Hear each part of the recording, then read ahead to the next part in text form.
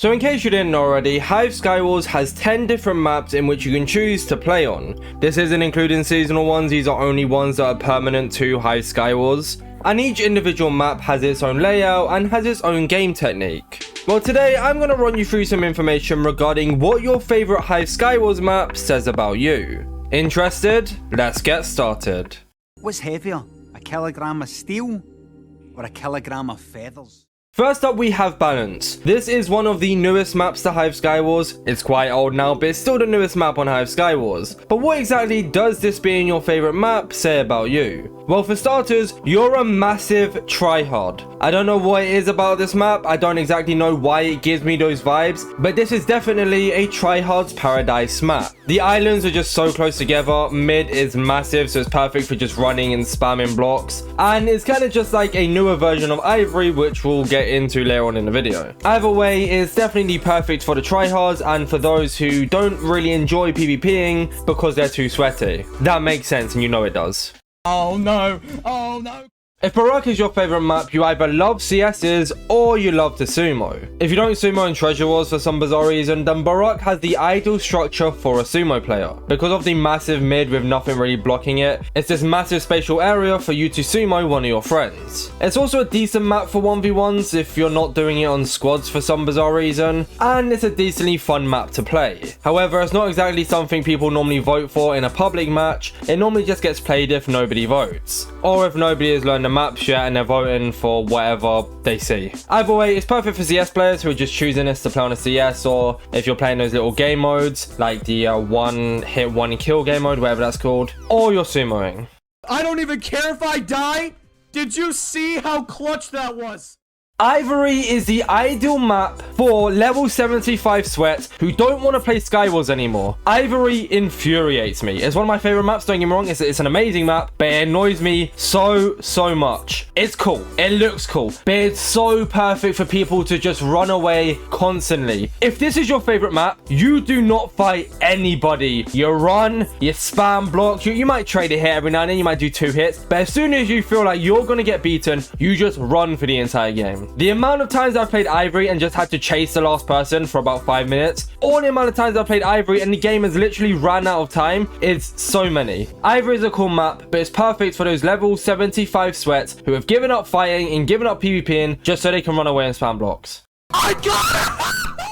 Sorry about me raising my voice in the last section, but next up we have Monastery. Monastery is a cool map, but what does it say about you if it's your favorite map? Well, for starters, you probably like to trap. Yeah, it isn't ideal for trapping, don't get me wrong, but it's a pretty cool trapping map nonetheless, and I've seen Evident do loads of traps on this map. You also probably don't like building too much because these islands are quite far away from each other, so most times you're just going to ender pearl to mid if you have an ender pearl. Or if you do build, that's completely fine, but the structure in mid isn't really ideal to the point where you can run and spam blocks that easily. It's a cool map, but it's definitely one of the least preferred maps, mainly just because of its looks, because it's not exactly one of the best looking maps, and because of its structure. That game was so fast.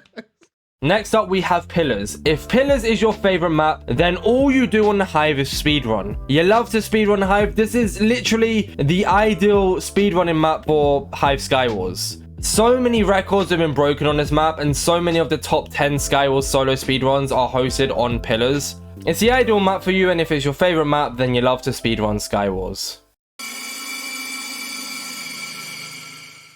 Next up we have Village. This is once again one of the newer maps on Hive Skywars, but what does it say about you as a player? Or if this is your favorite map, what does it say about you?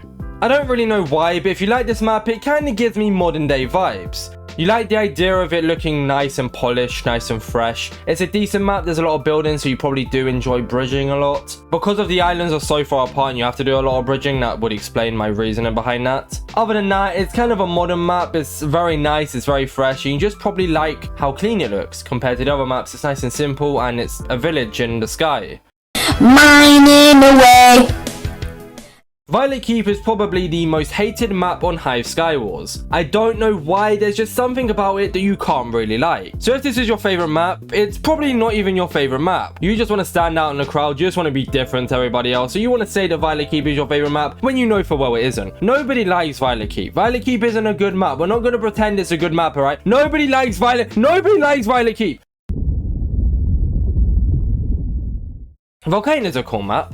If Volcano is your favorite map, then you really like the idea of trapping people in lava. There's lava everywhere and it's kind of hard to clutch, so you're not very good at clutching. But at middle, you can trap people in the lava if you're that good or if you're facing a non. I've never been able to do it personally. Because the islands are quite close to each other and there's a lot of separate islands. There's your base, then you go to middle, then you go to middle, then you go to middle. It's quite easy not to fall off unless you're trying to fall off pretty much. Or if you get in a nasty combo and you get hit off, but that's not the point. Either way, you play this because there's not much void and it's really hard to void on this map unless you decide to bridge really far out. That blocks, dude.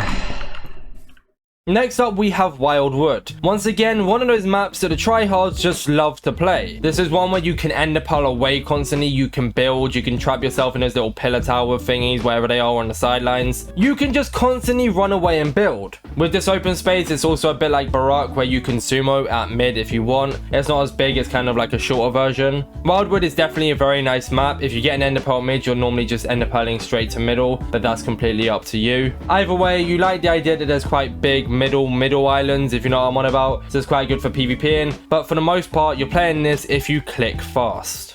You're claiming this video for the 10 seconds I used of the John Cena walkout music.